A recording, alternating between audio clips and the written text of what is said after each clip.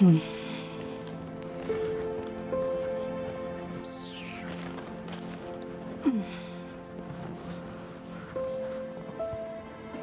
studied hard for 4 years, poured my heart into every lecture, every assignment. This degree in mass communication, it was supposed to be my ticket to a future, a career, a way to make real impact. But here I am, almost 2 years after graduating, and this piece of paper still feels like just a paper. I sent out applications every single day. Most times silence, other times I get paid for jobs that barely even pay nothing with what I have spent years in school learning. It's just like there is a huge wall between me, my education, and finding a dignified work. Our national policy talks about job creation and bridging skill gaps. I read it, but it feels so far from being removed from the struggles that young graduates like me face. Who are they truly consulting when it comes to drafting out policies? Are they truly asking us, who are desperately looking for opportunities, what barriers we actually face? We need policies that understand the realities on ground. Policies that ensure that our university curricula are truly aligned with market demands. We need genuine pathways. Things like mandated structures, internships for graduates, our targeted mentorship programs integrated into the system, not just left to chance. Imagine if young people had a real voice in shaping our national employment policy. We could help identify these disconnects, propose practical solutions for effective skills matching, and ensure that the job creation isn't just a phrase, but a lived experience for us. My degree holds potential. My generation holds immense potential. But we need our voices to guide the policies that unlock it. This International Youth Day helps us ensure our national employment policy truly serves us.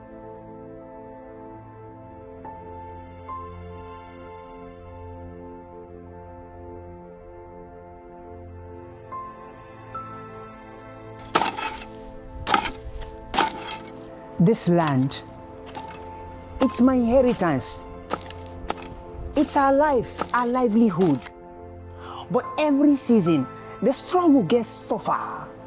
The rain doesn't come when it should. The pests are stronger. And our crops are just not enough. We're still using the same tools our grandfather used. Modern farming, improved seed, proper irrigation. It's like a distant dream. The market for our produce is unstable, and we often get cheated by middlemen. Our national youth policy speaks of supporting youth in agriculture. I hear it, but here on the ground, that support, it doesn't reach us. Are the people writing these policies actually coming to villages like mine? Are they talking to young farmers who are facing climate change and old methods every single day? We have so much energy, so many ideas, but we lack the practical support to make a difference. Imagine if our national youth policy genuinely focused on practical solutions for young farmers.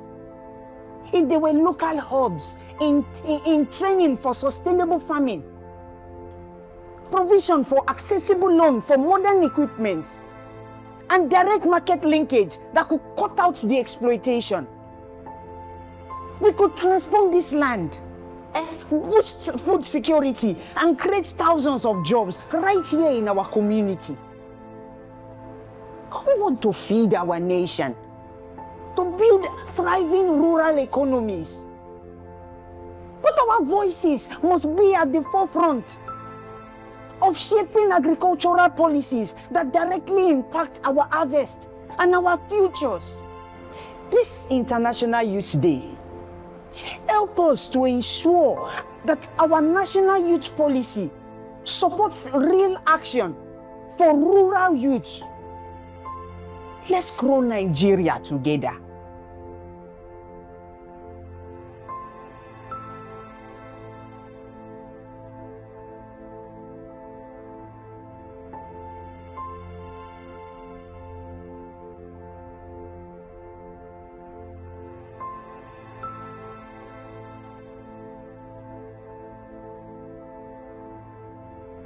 Every stitch, every design. This is my dream. It's more than just fabric and thread.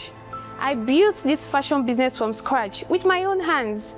I know it can grow, it can create jobs, it can contribute to our economy. But the reality of being a young entrepreneur in Nigeria is a constant uphill battle. Accessing affordable loans, it's like climbing a mountain without a rope. The interest rates are crushing, and the paperwork for simple business registration or permits is a maze. Sometimes I just feel exhausted, like this whole system is designed to make us fail. The National Employment Policy and National Youth Policy talk so much about promoting entrepreneurs. I read it, and it sounds promising on paper. But are the people writing this policy actually taking time to talk to the young entrepreneurs who are facing these daily financial and bureaucratic hurdles? Do they understand the sheer effort it takes just to stay afloat, let alone grow? Imagine if our policies truly reflected the needs of young entrepreneurs. If they were dedicated, easy to access funds with reasonable interest rates. If business registration was simple and affordable. If there were genuine mentorship programs that connected us to experienced business leaders.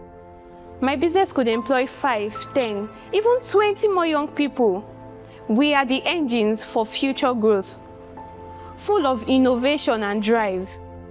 But we need policies that break down barriers and create a fair playing field.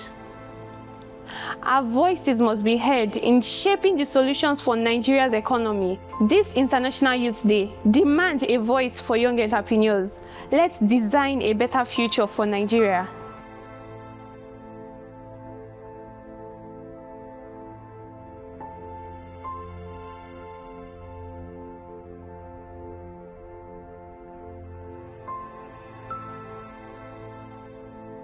I taught myself how to code. Hours spent online, learning, experimenting. I see problems all around me, and my mind immediately jumped to tech solution. An app for that, a software to fix this. I am passionate about building Nigerian digital future, but then there is this frustrating reality. Slow, expensive internet is a constant bottleneck.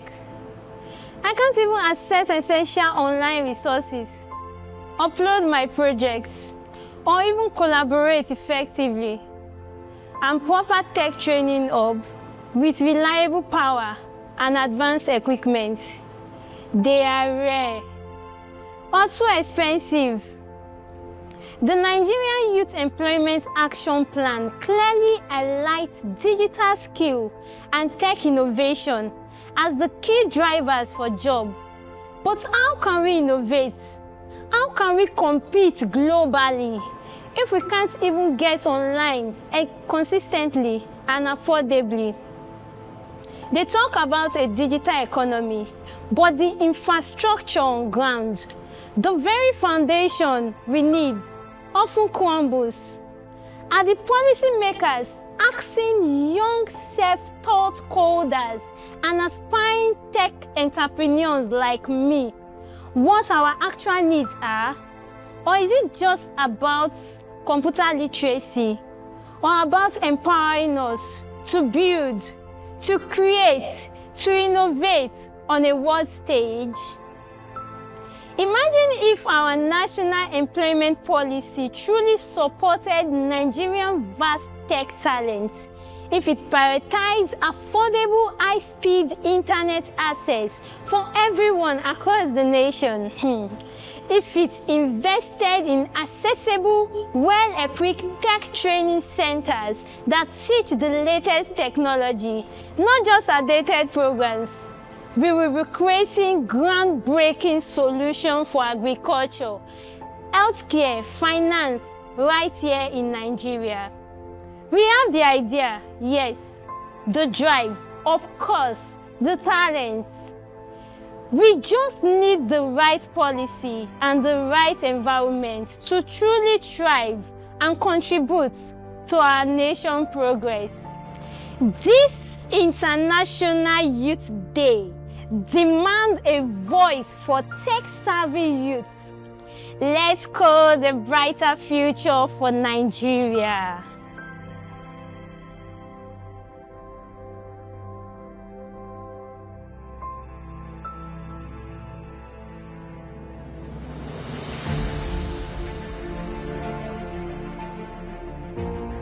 Home. What does that word truly mean when you've had to flee everything you know? Conflict took my village, our livelihoods, our sense of security. But what it didn't take is our hope. We are young and we dream of rebuilding, of finding peace again.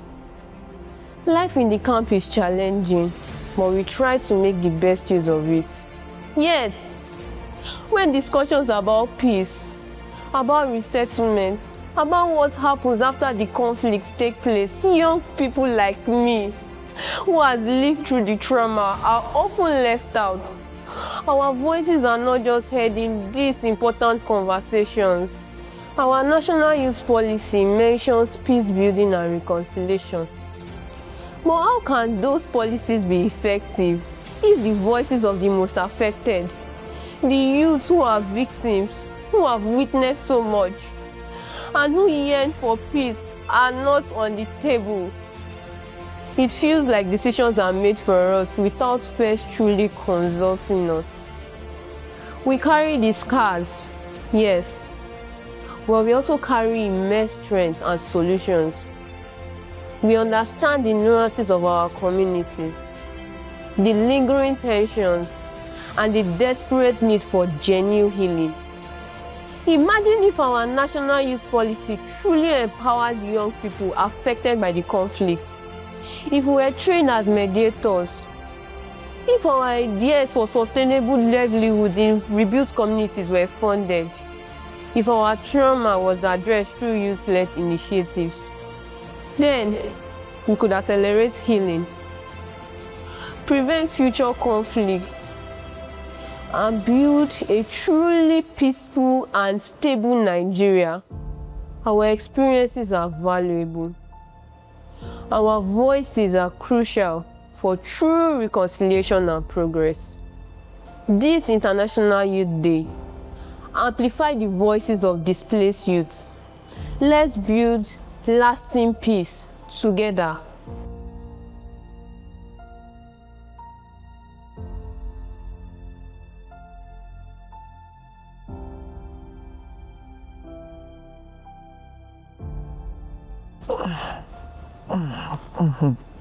Bangba Igimi Dani.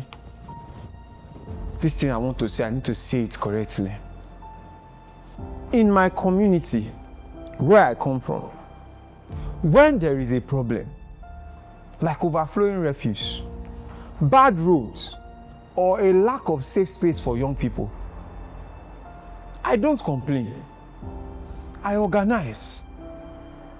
We clean together. We advocate together as young people. In fact, we show up. We, the young people, are usually the ones on ground solving these problems directly. But when it comes to decision-making process, that is when you believe our brains are not useful. When these policies are being crafted at the local and at the national level, we all know these policies directly affect our lives. But where are we? Nowhere to be found. because you want to make these policies behind closed doors, often for us without us. Our national youth policy often promotes youth participation in governance.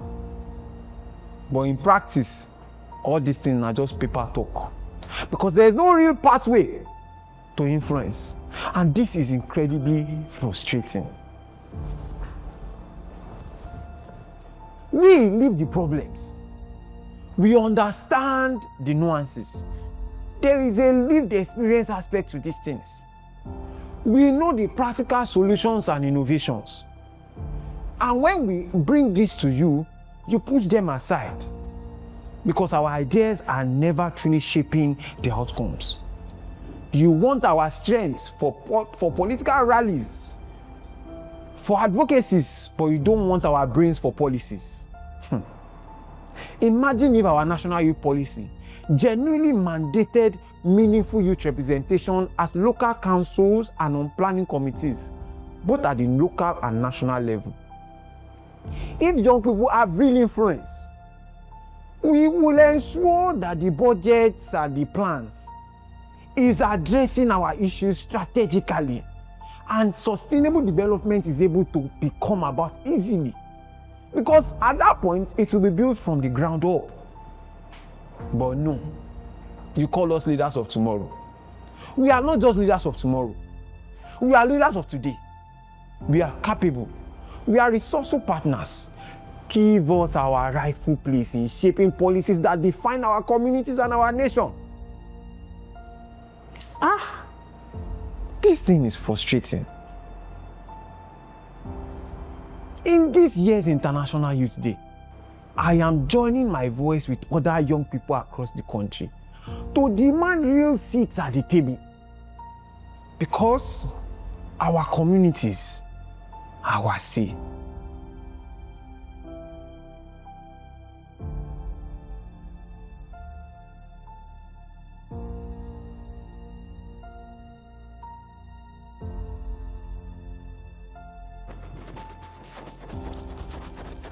Hey baby. You're so fine.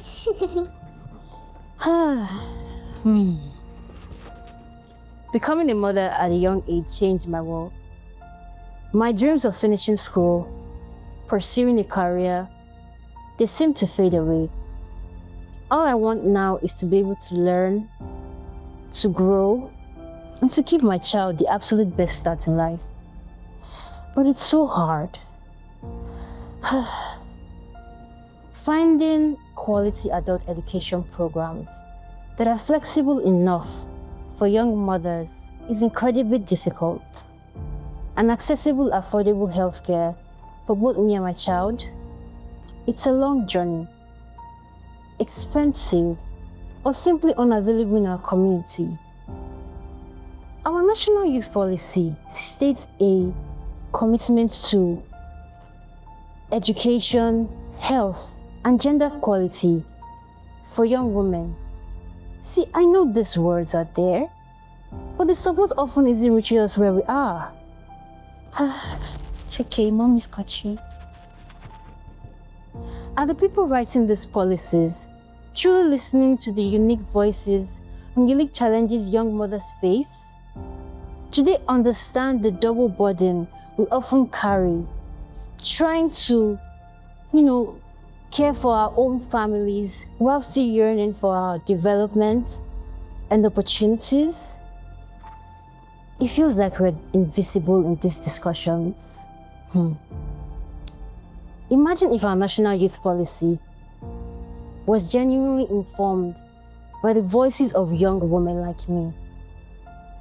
We could help design programs that don't force us to choose between motherhood and education.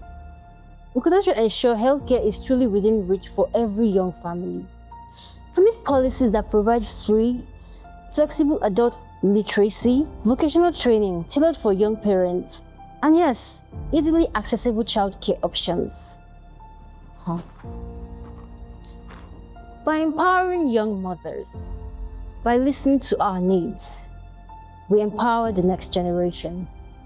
Our future and the future of our children depends on our voices being heard today. This is the size of heart. This International Youth Day, support young women's voices. Let's build a healthier, more educated Nigeria for everyone.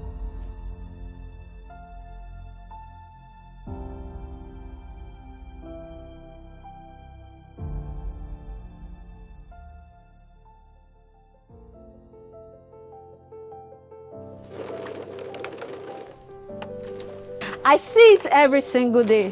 The plastic pollution, the erosion eating away at our land, the strange weather patterns that is even affecting our food security. Our environment is suffering, and it is our generation that will live with the worst consequences. This isn't just a distant threat.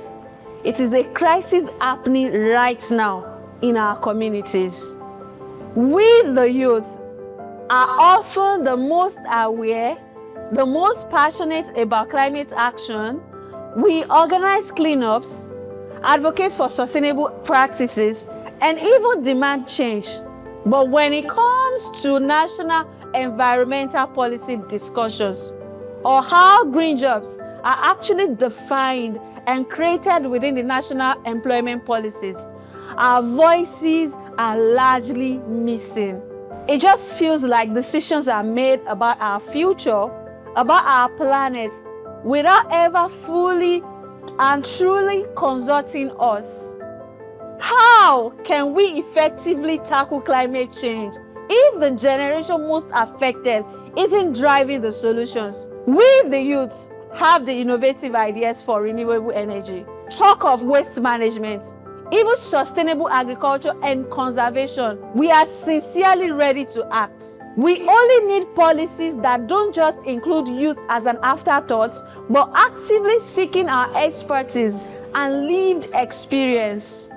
The National Employment Policy mentions green jobs, but where are the concrete pathways for young people to acquire these skills? We need policies that invest in green vocational training, incentivize youth-led green startups, and integrate comprehensive climate education into our school curriculum. Just imagine if our national policies truly valued youth voices in environmental decision-making. Imagine what we can co-create. The climate adaptation strategies, ensuring that sustainable resources management, and even driving transition to a truly green economy. This isn't just about the environment. It is about our collective future, our health, our livelihoods. And so I'm saying, this International Youth Day, demand youth voices in environmental policies. I put it to you, protect our planet, empower our future.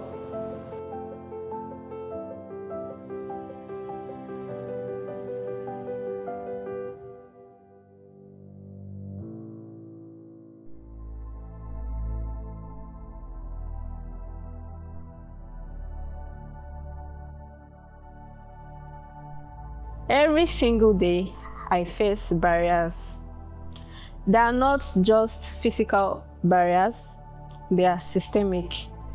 I am capable, I am intelligent, just like every other young person.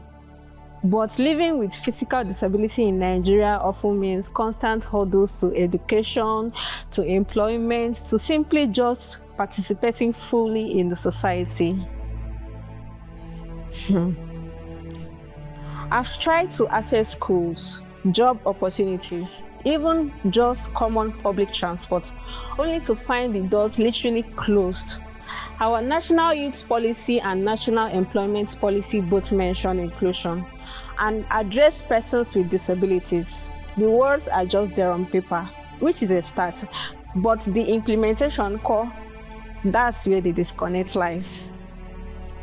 When was the last time a young person with disability was genuinely consulted on the design of a public building, development of a school curriculum, or the creation of a job program?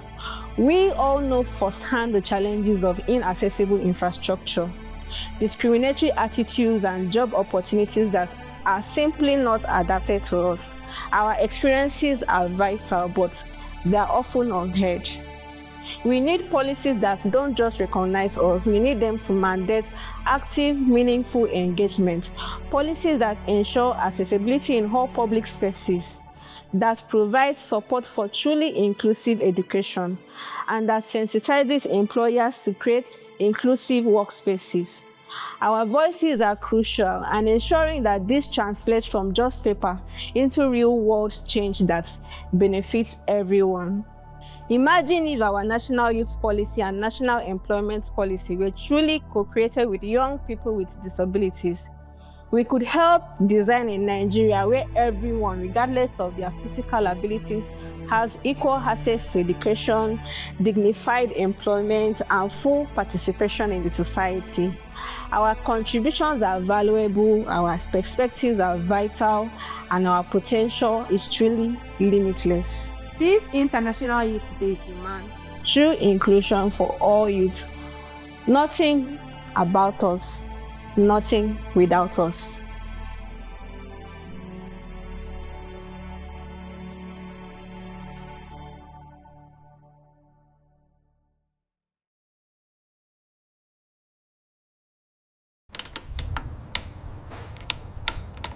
Well, I just finished my secondary school. And you know, university isn't for everybody. And honestly, it's very expensive. My dream is to learn a trade, a skill, carpentry, mechanics, anything that uses my hands, and that will let me build. I want to be useful, to earn a living with dignity, and contribute to the development of our nation. But when I search for government-supported skills education programs, it's very frustrating. They are either hard to find, overcrowded, or they teach skills which are no longer really relevant in today's job market. We could see through online what's happening in other countries, developing advanced mechanics, solar energy installations, digital fabrication, but yeah, it feels so different, like we are stuck in the past. Yes, let's take a look into our national youth policy and national employment policy. Both are talking about skill development and vocational training as the key pathways for us, the youths. But let me ask you, who are these people designing these programs? Are they really asking young people like me what skills we actually need to be employable today? Or what industry are growing?